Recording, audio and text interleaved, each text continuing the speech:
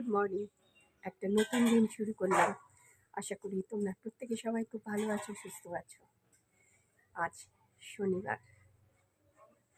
দেখো সকালটা কি নিস্তব্ধ, গাছের পাতা একটাও নড়ছে না, আর বাইরে প্রচণ্ড রোদ। আর ওখানে যাই ঘরে মেয়েটা কাজ করতে এসেছে, কাজ করছে ওখানে।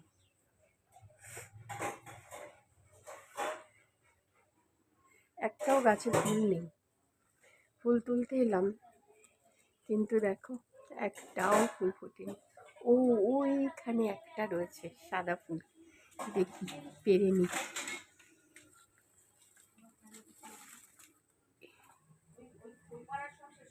এই একটা,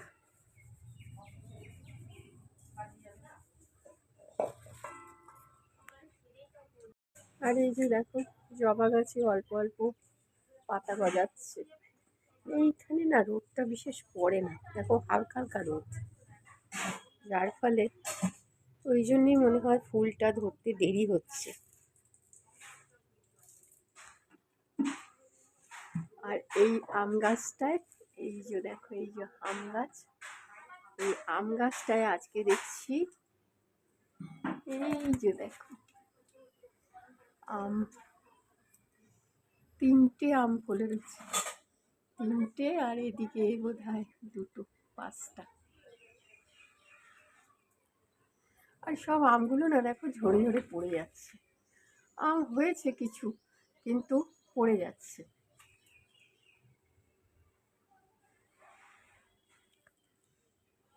আর এই দেখো এই আম গাছও দেখো এই পাশ দিয়ে পাতা গজাচ্ছে, দেখেছো কি অবস্থা। তো অবশেষে এই একটাই পেলাম ফুল, এই সাদা ফুল একটাই তুলে নিলাম, পুজোয় দেব। আজকে হনুমানজিকেই দেব এটা, আজকে যেহেতু শনিবার আছে। আর এখানে না পাশের বাড়িতে একটা যেন বেল গাছ আছে, তো ওই বেল গাছ থেকে ওই যাদের নতুন বাড়ি তৈরি হচ্ছে ওদের বেল গাছটা, ওরা আমাদেরই আত্মীয় আর কি। তো পুরো ভেঙে চুরে নতুন করে বাড়িটা তৈরি করছে আর কি, বেশ ভালো। তাই আমাকে বলছে যে দিদি কেমন করলাম, আমি বলছি ভালো হয়েছে। তো এখনো কাজ চলছে, তো হয়তো সামনে অক্ষয় তৃতীয়া আছে, তো বোধহয় পুজো দেবে, এখনো স্থির করেনি। প্রায় কমপ্লিটের দিকে, মোটামুটি সবই হয়ে গেছে। ওদের গাছ থেকে না এই বেলগুলো পেলাম, দেখো এই 4টে বেল পেয়েছি। তাই সকালবেলা ওদের ওই দিকটা গিয়েছিলাম, তাই তুলে নিয়ে এলাম, দেখছি মাটিতে পড়ে রয়েছে। এই ঘরের সামনে না আবার একটু তুলসী গাছ লাগালাম জানো। কালকে পাশের বাড়ির এক কাকিমাকে বলছিলাম যে কাকিমা আমাদের ঘরে না তুলসী গাছ মোটে থাকে না।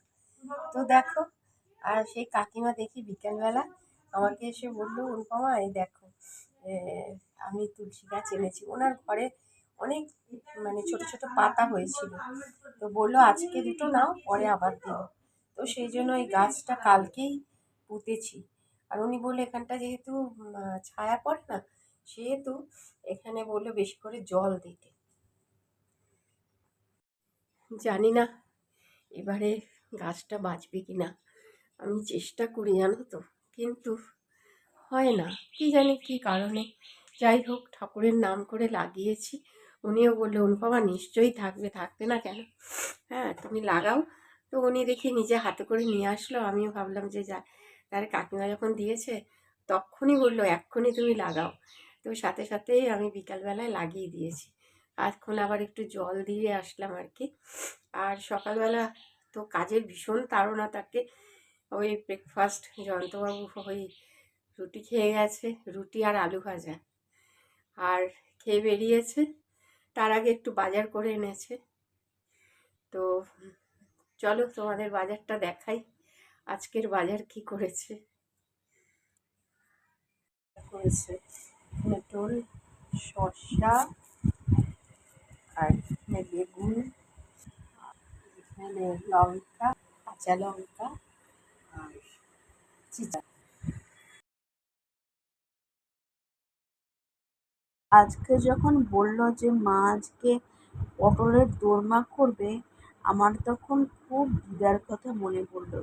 কারণ আমার দিদার এটা হচ্ছে সিগনেচার ডিশ ছিল। এত ভালো রান্না করতো না। পটলের দোরমাটা, দিদার হাতের পটলের দোরমা মানে আমার আজও মুখে লেগে রয়েছে স্বাদটা। আর পটলের দোরমা আজকে যখন করছে তখন মাকে বললাম, মা দিদার মতো করো।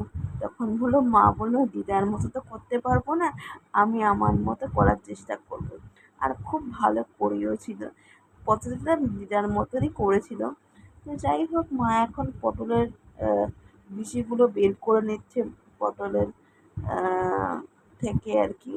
তো সব পটলগুলো থেকে ছাড়িয়ে নিল, এখন নেক্সট স্টেপে যাবে। একটু লাল শাক করছে, এটা আজকে আর বাদাম টাদাম দেয়নি, এমনি লাল শাক করছে। পটলের ভেতরে পুরগুলো ভরে নিয়ে পটলগুলো হালকা করে একটু ভেজে নিয়েছি। আর এখানে ওই তেলেই বসিয়ে দিয়েছি, এখানে তেজপাতা দিয়েছি, গোটা গরম মশলা আর জিরে, ধনে, আদা, লঙ্কা দিয়ে ঝোলটা এখন বসিয়ে দিয়েছি। এরপর আরেকটু ঝোলটা ফুটে গেলে পটলগুলো দিয়ে দেবো। এরপর সামান্য একটু ঘি আর গরম মশলা দিয়ে নামিয়ে নেবো। আর সাথে একটু মিষ্টি দেবো, একটু গুড় দেবো।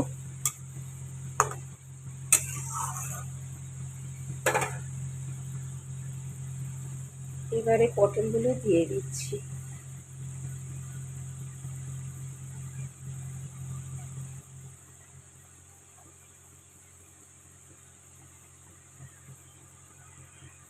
তো রান্না শেষ করে এখন গ্যাস পত্র আর কি মুছে নিলাম, গ্যাসের জায়গাটা। তো চলো কি রান্না করলাম আস্তে আস্তে রান্নাগুলো টেবিলে নিয়ে গেছি, তোমাদের আজকে রান্না দেখাই। তো ভাতের সাথে একটু এই উচ্ছে সেদ্ধ দিয়েছিলাম। আর এখানে তো শাক করলাম, লাল শাক। এখানে এই পটল দোরমা করলাম আর আলুর চাটনি। এই আজকের লাঞ্চের মেনু। রেডি হয়ে একটু বেরোচ্ছি, মোবাইলটা একটু ডিস্টার্ব করছে, সেই জন্য দোকানে যাচ্ছি, বাটা মোড়ে যাচ্ছি, একটু মোবাইলটা চেক করাবো। যদি মানে মোবাইলটা সারানো যায়, সেই কারণে এখন দোকানে যাচ্ছি, মোবাইলের দোকানে, সারানোর দোকানে আর কি। আগে একবার ডিসপ্লে চেঞ্জ করতে হয়েছিল, এটা সেকেন্ড টাইম ডিসপ্লে চেঞ্জ করতে হলো। মানে স্ক্রিনটা ফেটে গেছিলো, তার জন্য নিজে নিজেই অপারেট হতো মোবাইলটা।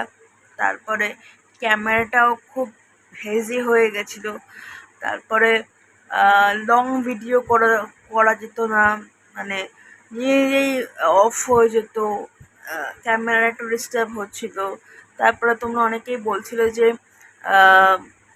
মানে কথার সাথে ভিডিওর সাথে কথার মাঝে মাঝে সাউন্ড প্রবলেম এগুলো হচ্ছিল আর কি। সে কারণেই মোবাইলটাকে সারাতে দিয়েছিলাম। তো সারিয়ে দিয়েছে, জানি না কতটা হবে। তো এরপরে যদি মোবাইলে ডিস্টার্ব হয় তাহলে হয়তো চেঞ্জ করার সিদ্ধান্তই নেব, কারণ চেঞ্জ করলেই তো হলো না, ব্যাপারটা হচ্ছে পয়সা কড়িও তো অ্যারেঞ্জ করতে হবে। মানে সেটা ইএমআইতেই কিনি বা ক্যাশ হ্যান্ডে কিনি। ক্যাশ হ্যান্ড কিনলে কি ইএমআইয়ের ঝঞ্ঝট থেকে টেনশনটা থাকে না যে মাস গেলেই ইএমআইটা দিতে হবে। দুটো ক্ষেত্রেই তো টাকাটা তো আমাদের দিতে হবে না, তো ওইখানে একটা টাকা পয়সারও ব্যাপার রয়েছে। তো সে কারণে এখনও এই মুহূর্তে মোবাইল কিনলাম না, জাস্ট সারিয়ে নিলাম মোবাইলটা। কিন্তু ইন ফিউচার যদি আবারও ডিস্টার্ব হয় তাহলে হয়তো আমরা মোবাইল চেঞ্জ করার সিদ্ধান্তই নেব, কারণ মোবাইলটা আমাদের একটা এসেনশিয়াল জিনিস। এটা মানে শুধু আমরা কোনো গেম ঠেম কিছুই খেলি না, আমার অনেক কিছুই আমার তো ইভেন তো যাই হোক, মোবাইলটা খুব এসেনশিয়াল, সবার ক্ষেত্রেই এসেনশিয়াল, আমার ক্ষেত্রেও এসেনশিয়াল। তো এই বলেই আজকে ভিডিওটা এন্ড করছি। তো আজকের ভিডিও যদি কিছু তোমাদের ভালো লাগে তাহলে লাইক শেয়ার করো। আরেকটা ব্লগ নিয়ে কালকে আবার তোমাদের সাথে দেখা